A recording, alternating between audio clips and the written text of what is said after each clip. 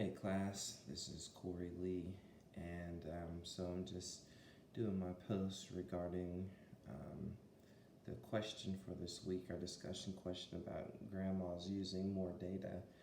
And so if we think about Web 2.0 as opposed to Web 1.0, where Web 1.0 was for the purpose of getting information, but Web 2.0 is built around relationships. It would be totally understandable for grandmas to be going over their data usage.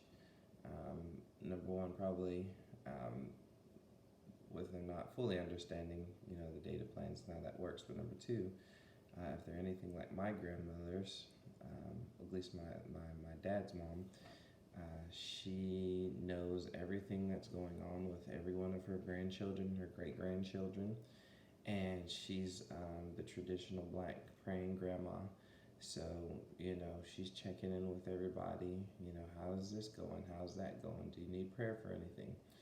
And so I think it was in the book Grouped that talks about our various groupings and how we're set up. And my grandma, gosh, she's got several sets of groups going different ways.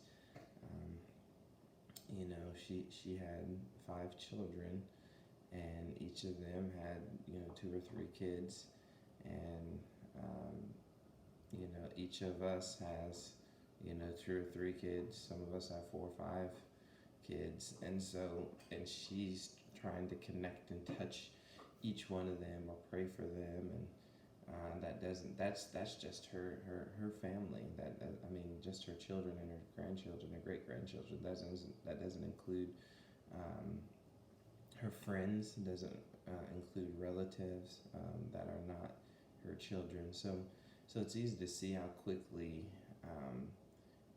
you could run out of data, especially when we had before unlimited plans were rolled out, and before there was a greater understanding of social media and how that works. And so I could definitely understand that. I could definitely see grandmothers going over their time.